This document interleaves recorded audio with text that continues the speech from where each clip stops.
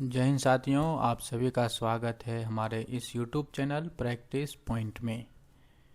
आज के क्लास में हम करने वाले हैं बिहार स्पेशल का कुछ महत्वपूर्ण क्वेश्चन आंसर, जो कि महेश कुमार बर्नवाल के पुस्तक से सवाल को लिया गया है। और इसमें हम जो डिस्कशन करेंगे, ये डिस्कशन कई सारे किताब के प्रेफरेंस से लिया गया है और इसमें इडुटेरिया का भी जो है यहाँ पे शामिल है, और महेश कुमार बर्नवाल का तो शामिल है ही, इडुटेरिया का भी है और भी कई सारी चीज़ें हैं। तो चलिए हम स्टार्ट करते हैं सीधा। चैनल पे आप नए हैं तो सब्सक्राइब करके बेल आइकन ऑन कर लें। आइए इस सवाल में जो है, यानी कि इस वीडियो में हम बिहार स्पेशल का कुल 11 प्रश्न को करने वाले हैं। तो चलिए अपने अभ्यास को शुरू करते हैं। ये रहा आपके सामने फर्स्ट क्वेश्चन। तो हमारा पहला सवाल पूछा गया है कि राज्यों के निर्माण के क्रम अनुसार झारखंड राज्य का क्रम कौन सा है। तो पहला ही सवाल है कि जब राज्यों का निर्माण हुआ उस क्रम के अनुसार हम देखें तो झारखंड का कौन सा क्रम आता है, 26वां है, 27वां है, 28वां है या 29वां है। तो साथियों इसका सही जवाब है 28वां। तो 28वां जो है झारखंड का क्रम अनुसार आंसर होगा। आइए हम कुछ फैक्ट को समझते हैं। यदि आप इस मानचित्र में देखेंगे तो यहाँ पे जो है आपको ये नज़र आएगा झारखंड, जो कि ये बिहार से सटा हुआ है। और साथ ही साथ जो है आप ये भी ध्यान रख लीजिए कि ये उड़ीसा है, ठीक है, और ये पश्चिम बंगाल। मैं ये क्यों बोल रहा हूँ ये बाद में आपको समझाऊंगा। तो ये हमने 1, 2, 3, 4 स्टेट को घेरा है, क्योंकि ये सभी जो थे एक समय ऐसा था जब ये पूरा का पूरा क्षेत्र ही क्या था, एक था। बाद में इसमें विभाजन होता गया और इस तरह से अलग होता गया। तो अभी हमारे भारत में जो है कुल 28 राज्य है और 8 केंद्र शासित प्रदेश हैं।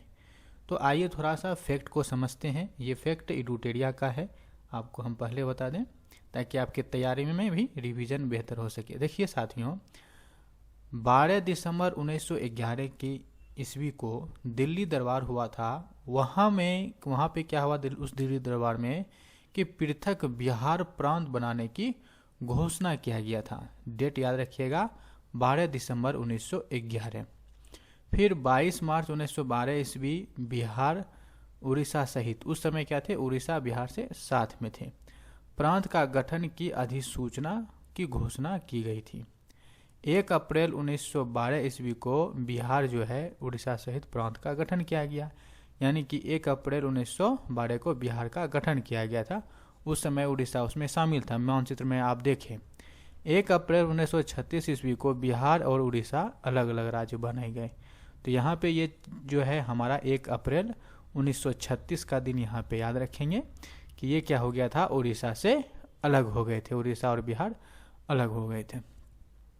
फिर हमारे लिए एक दूसरा इम्पोर्टेंट और क्या हो जाता है, 15 नवंबर सन 2000 ईस्वी बिहार का जो है यहाँ पे अंतिम विभाजन हुआ और झारखंड राज्य के रूप में अस्तित्व में आया। यहाँ पे 46% भूभाग के साथ जो है झारखंड 28वां राज्य बना था। तो ये भी आप डाटा याद रखेंगे कि 46% जो है भूभाग के साथ में झारखंड 28वां राज्य बना। तो इस तरह से जो है बिहार का समय समय पे विभाजन होता चला गया और अभी बिहार यहाँ पे अकेला है। तो साथियों आपने समझ में आ गया होगा आपको ये डिस्कशन। आइए हम आगे क्वेश्चन की तरफ बढ़ते हैं। ये है हमारा सेकेंड सवाल, और ये सवाल जो है पूछा गया है, बिहार को भौगोलिक अवस्थिति के संदर्भ में निम्नलिखित में से सत्य है। यानी कि बिहार का भौगोलिक अवस्थिति जो है आपकी जानकारी होना चाहिए। अब इसमें से कौन सा सत्य है वो जानना है। तो साथियों बिहार की भौगोलिक स्थिति की हम यदि चर्चा करें तो इसकी भौगोलिक स्थिति कुछ इस तरह से है। जो इसका अक्षांशीय विस्तार है वो 24 डिग्री 20 मिनट 10 सेकेंड नॉर्थ से लेकर के 27 डिग्री 31 मिनट 15 सेकेंड नॉर्थ तक है। ये अक्षांशीय विस्तार है इसका, ठीक है। और देशांतीय विस्तार की बात करें तो 83 डिग्री 19 मिनट 50 सेकेंड ईस्ट से लेके 88 डिग्री 17 मिनट 40 सेकंड ईस्ट तक है। अब इसकी आकृति जो है बिहार की वो आयताकार मानी जाती है। इसको थोड़ा सा हम नक्शे से भी समझते हैं। ये आपके सामने नक्शा है। नक्शा में यहाँ पे देखिए साथियों, ये पूरा का पूरा जो है ये बिहार है, जो कि आयताकार इसका नक्शा को माना जाता है कि लगभग कुछ आयताकार जैसा है। अब इसमें जो है हम अक्षांशीय विस्तार बोले तो ये जो हमारे इस तरह से ये इस तरह का है हमारा ऊपर से लेकर नीचे तक, इसको हम बोलेंगे अक्षांशीय विस्तार। और वहीं जो है हमारा जो हॉरिजेंटल लाइन है, ये हॉरिजेंटल लाइन हमारा कहलाएगा देशांतर विस्तार। अब यहाँ पे देखिए अक्षांशीय विस्तार कितना है बिहार का, तो हमने क्या बोला, नीचे से यहाँ पे काउंट करेंगे कि ये 24 डिग्री 20 मिनट 10 सेकेंड से लेकर के 27 डिग्री 31 मिनट 15 सेकेंड तक। उसी तरह से यहाँ पे 83 से लेकर के 88 पूर्वी देशांतर तक आता है। ये यहाँ पे मैप में है। इसका किलोमीटर भी आप याद रखेंगे कि हमारा जो ये उत्तर हो गया, ऊपर में उत्तर होता है और नीचे दक्षिण। उत्तर और दक्षिण में इसकी लंबाई जो है 345 किलोमीटर है। वहीं पे यदि हम इसकी ईस्ट और वेस्ट यानी कि पूर्व और पश्चिम की बात करें तो 483 है। ठीक है, तो इतना बेसिक चीज़ें हैं, आपको जानकारी होनी चाहिए। जानकारी हेतु रिवाइज हो गया। तो चलिए आगे हम क्वेश्चन की तरफ बढ़ते हैं। ये रहा आपके सामने सवाल। तीसरा, बिहार में भारत की जनसंख्या के कुल कितने प्रतिशत लोग निवास करते हैं। यानी सवाल का क्या कहा गया है, बिहार और भारत जनसंख्या से जो है इसको कंपेयर किया गया है कि भारत में कुल जो जनसंख्या है और बिहार में कुल जो जनसंख्या है वो कितना प्रतिशत है। तो इसका सही आंसर जो है हमारा क्या हो जाएगा, 8.60%। ऑप्शन नंबर बी हमारा सही होगा। ठीक है, अब यहाँ पे देखिए सवाल, यदि आप किताब थ्योरी पढ़ते हैं तो यहाँ से जो है सवाल सिंपल से आपसे यहाँ से पूछ लिया गया है। भारत की कुल जनसंख्या का बिहार कितना प्रतिशत निवास करता है, 8.60। तो ये बहुत अच्छा यहाँ पे डाटा दिया गया है, एकदम टू द पॉइंट, जितना हमको जानने की चीज़ें हैं। अब इसमें थोड़ा सा देख लीजिए, बिहार स्थापना की बात करें तो 22 मार्च की बात करेंगे। स्थापना दिवस कब है, 22 मार्च। क्षेत्रफल की बात करें तो 94,163 वर्ग किलोमीटर है। अब भारत के कुल क्षेत्रफल कितना है, तो ये है 2.86। ये क्षेत्रफल की बात हो रही, ठीक है ना, ये ध्यान रखिएगा। जनसंख्या की बात करें तो 8.60 होगा। भारत का जो है बिहार 12वां सबसे बड़ा राज्य है, वो भी क्षेत्रफल के अनुसार। और यूटी में यदि हम यूटी को भी शामिल कर देंगे तो वो हो जाएगा 13वां। ठीक है, अब यहाँ पे समझिए, भारत का ये तो हो ही गया था हमारा। भारत का जो है तीसरा बड़ा राज्य है जनसंख्या के अनुसार, समझ रहे हैं ना साथ। तो इसमें कन्फ्यूज नहीं होइएगा, क्षेत्रफल की बात यदि करेगा तो 12वां और ओवरऑल टोटल मिला के 13वां, और वहीं जनसंख्या की बात करेगा तब वहाँ पे तीसरा आ जाएगा। अब यहाँ पे लंबाई और चौड़ाई की बात तो हमने मैप में कर ही ली कि जो उत्तर से दक्षिण तक इसकी जो हम लंबाई देखेंगे, उत्तर से दक्षिण यानी कि ऊपर से नीचे की तरफ जो देख रहे थे 345 था, और पूर्व से पश्चिम में इसका ज़्यादा है 483 किलोमीटर। समुद्र तल से इसकी ऊंचाई 173 फीट है। मीटर में बात करें तो 53 मीटर। औसत यहाँ पे वर्षा जो है 112 सेंटीमीटर देखने को मिलती है। नेक्स्ट सवाल है हमारा क्वेश्चन नंबर 4। वर्ष 2001 से 11 के मध्य बिहार में दशकीय वृद्धि दर कितना रही। तो इसका सही आंसर है 25.4%। कितना, 25.4, जो कि ऑप्शन नंबर सी में दिया हुआ है। नेक्स्ट सवाल नंबर 5। इस सवाल का आंसर दीजिए। वर्ष 2011 जनगणना के अनुसार बिहार में न्यूनतम दशकीय वृद्धि दर वाला जिला कौन सा है। तो ये है गोपालगंज। कौन हो जाएगा, गोपालगंज, ऑप्शन नंबर सी। जहाँ पे ज़्यादा डिटेल की ज़रूरत है वहाँ पे करेंगे और क्या। अब क्वेश्चन नंबर 6 देखिए क्या है, बिहार की कुल जनसंख्या में अनुसूचित जातियों का प्रतिशत कितना है। यहाँ पे जो पूछा गया, ऐसे सवाल को थोड़ा सा ध्यान से पढ़ना होता है क्योंकि यहाँ पे एक जाति और दूसरा जनजाति, इन दोनों में थोड़ा कन्फ्यूजन के वजह से कई बार हम जब एग्ज़ाम में अटेम्प्ट करते हैं तो गलती हो जाता है ना। जान के गलती नहीं होती है, लेकिन थोड़ा सा हो जाता है, जिसके खामियाजी कई बार बहुत बड़ा भोगना पड़ता है। तो अनुसूचित जाति का यहाँ पे प्रतिशत पूछा गया है कि बिहार की कुल जनसंख्या में से आपको बताना है। तो इसका सही आंसर है 15.9%, ऑप्शन नंबर ए हो जाएगा। नेक्स्ट सवाल बहुत ही सवाल इम्पोर्टेंट है, ये पूछा हुआ सवाल है, कई बार ये रिपीट हुआ है। बिहार में विधानसभा में अनुसूचित जनजाति, ठीक है, अनुसूचित जनजाति हेतु आरक्षित सीटों की संख्या क्या है? कहाँ पे? विधानसभा में कितना है और किसके लिए पूछा गया है? तो जनजाति के लिए पूछा गया है। तो इसका सही आंसर क्या हो जाएगा? 2 सीट जो है अनुसूचित जनजाति के लिए विधानसभा में आरक्षित किया गया है। अब यहाँ से चूंकि सवाल जो है हमारा ये बिहार की विधिका से जुड़ा हुआ है, तो इसकी विधिका से जुड़े हुए कुछ फैक्ट को एक बार देख लेते हैं। देखिए, बिहार की हम विधायिका की बात करें तो बिहार में पुलिस जिला के स्तर पे देखा जाए तो टोटल 40 जिला है, यानी पुलिस जिला टोटल कितना है? 40 है।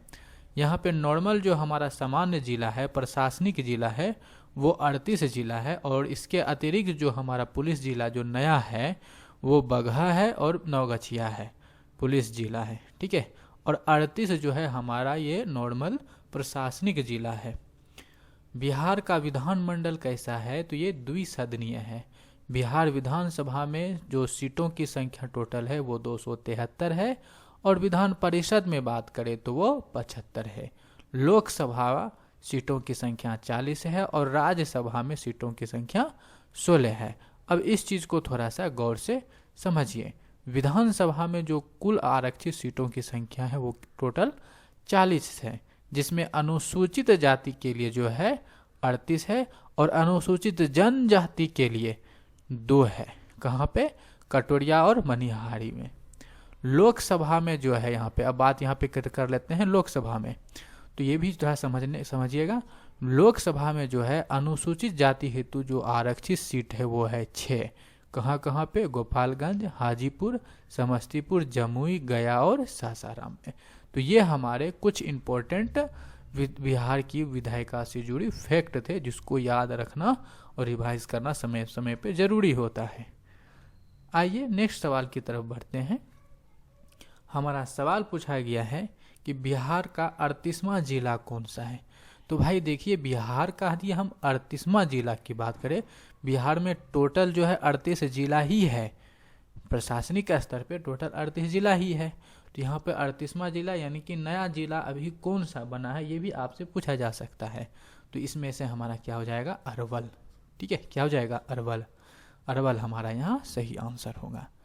अब यहाँ पे कुछ फैक्ट को जानना जरूरी है, यहाँ पे हमें प्रशासनिक विभाजन को समझना पड़ेगा साथियों। अब इसको जो है थोड़ा सा समझिए। देखिए, बिहार में जो है प्रमंडल की कुल संख्या है 9, जिलों की कुल संख्या है 38, और 38वां जिला कौन है? अरवल।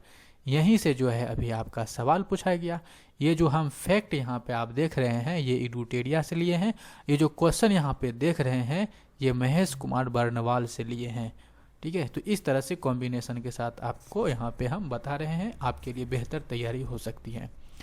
और अनुमंडल की बात करें, ये 2 चीज़ें बहुत इंपॉर्टेंट है, इसको ध्यान रखेंगे। अनुमंडल यहाँ पे जो है 101 है, और प्रखंड सह अंचल की संख्या 534, और यहाँ पे पंचायत जो है 8067 है। नगर निगम यहाँ पे 19वां है। इम्पोर्टेंट थिंग क्या है कि 19वां नगर निगम यहाँ पे सहरसा को बनाया गया है।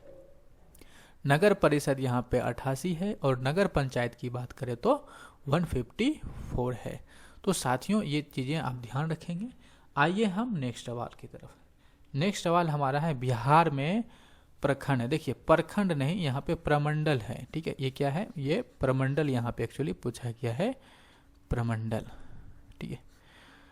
तो बिहार में प्रमंडल की संख्या कुल कितनी है ये बताइए। तो अभी हमने जो आपका डिस्कशन किए होंगे, यदि आपको तुरंत याद हो जाता है तो आसानी से आप बता सकते हैं 9। हालांकि हो सकता है कि आप में से बहुत लोग को ये याद ही होगा कि 9 है, याद नहीं है तो हमने यहाँ पे समझ लीजिए कितना है, 9 है। अब इससे जुड़े कुछ चीज़ों को समझना है। आपको याद नहीं होगा लेकिन मैप के थ्रू जो है आपको इजीली याद रह सकता है। तो यहाँ पे जो है जो आप मैप देख रहे हैं ये बिहार के प्रमंडल और यहाँ पे उसके जिले हैं, यानी कि कौन कौन सा प्रमंडल में कितने जिले, कौन कौन सा जिला है, इस मैप में आपको क्लियरली दिख रहा होगा। तो ये मैप का आप स्क्रीनशॉट ले लीजिए, याद रखने में काफ़ी आसानी रहेगी। आप यदि बिहार के सभी जिलों का नाम याद रखना चाहते हैं तो हमारा सजेशन रहेगा कि आप उनके प्रमंडल और उस प्रमंडल में पड़ने वाले जिलों को याद रखिए। आपको बिल्कुल अच्छे तरीका से जो है बिहार के सभी जिले याद हो जाएंगे। अब यहाँ पे हमारा तिरहुत प्रमंडल है, तो तिरहुत प्रमंडल में जो है कुल हमारे 6 जिले आते हैं। पश्चिम चंपारण, पूर्वी चंपारण, सीतामढ़ी, शिवहर, मुजफ्फरपुर और वैशाली। फिर जो है दरभंगा हम प्रमंडल की बात करें तो इसमें 3 जिले आते हैं। कौन सा? मधुबनी, दरभंगा और समस्तीपुर। कोसी प्रमंडल में जो है इसमें भी हमारा 3 जिला आता है, सुपौल, मधेपुरा और सहरसा। पूर्णिया प्रमंडल में भी हम बात करें तो यहाँ पे टोटल 4 जिले आते हैं। कौन सा? अररिया, किशनगंज, पूर्णिया, कटिहार। और फिर नीचे हम थोड़ा सा आए, एक बगल से सीक्वेंस यदि आप आइएगा तो आसानी रह जाएगा। यदि आप बोर हो रहे हैं तो इसको स्पीड में कर लीजिए या इसको भगा सकते हैं आप, ठीक है। यदि हम भागलपुर प्रमंडल की बात करें तो इसमें मात्र 2 जिला आता है, भागलपुर और बांका। और यदि हम मुंगेर प्रमंडल की बात करें तो इसमें जमुई, मुंगेर, खगड़िया, बेगूसराय, लखीसराय और शेखपुरा, यानी टोटल 6 जिला इस प्रमंडल में आते हैं। और मगध प्रमंडल की बात करें तो इसमें भी हमारा 6 प्रमंडल हो जाएगा। कौन सा? नवादा, गया, औरंगाबाद, जहानाबाद, अरवल। सॉरी, इसमें 5 ही है, ठीक है। और यहाँ पे यदि हम पटना प्रमंडल की बात करें तो इसमें कौन कौन से जिले हैं देख लीजिए, कैमूर, बक्सर, रोहतास, भोजपुर, पटना और नालंदा। तो इसमें भी हमारे 6 जिले आ गए। सारण प्रमंडल में बात करें तो इसमें कौन से आते हैं, तो ये हो जाएगा हमारा गोपालगंज, सिवान और सारण। तो इसमें 3 हो जाएंगे। तो इस तरह से हमारा प्रमंडल और उसमें पड़ने वाले जिले हैं। तो ये इसका जो है आप चाहें तो स्क्रीनशॉट ले सकते हैं, शुरू में या अभी भी आपके लिए काफ़ी फ़ायदा रहेगा।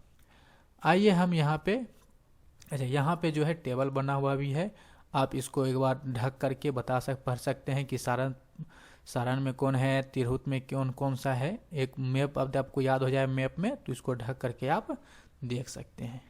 आइए, ये तो हम इसका बता ही चुके हैं इसके बारे में। आइए नेक्स्ट सवाल है हमारा 10वां, बहुत ही लास्ट सवाल है। जनसंख्या घनत्व में बिहार का भारत में स्थान है। जनसंख्या घनत्व के बारे में पूछा गया है। जनसंख्या घनत्व की बात करें तो इसमें बिहार का क्या है, प्रथम स्थान है, यानी कि सबसे ज़्यादा जो घनत्व वाला राज्य है वो कौन सा है, बिहार ही है। तो इसलिए इसका स्थान प्रथम है। नेक्स्ट और लास्ट सवाल है हमारे इस क्लास का, बिहार में शहरी जनसंख्या का प्रतिशत कितना है। तो बिहार में यदि शहरी जनसंख्या की बात करें तो इसमें 11.3% है। कितनी है? 11.3%। तो ये हमारे हो जाएंगे। तो आज का क्लास आपको कैसा लगा हमें ज़रूर कमेंट करके बताएं। आज की क्लास हम यहीं पे ख़त्म करते हैं। और चैनल को यदि आपने सब्सक्राइब नहीं किया है तो सब्सक्राइब करके बेल आइकन ऑन कर लीजिएगा। वीडियो पसंद आया हो तो लाइक कर दीजिए। कोई सुझाव हो या कुछ सवाल हो तो कमेंट करके पूछ सकते हैं। मन करे तो इस वीडियो को शेयर कर सकते हैं। मिलेंगे नेक्स्ट वीडियो में, तब तक के लिए जय हिंद, बाय बाय।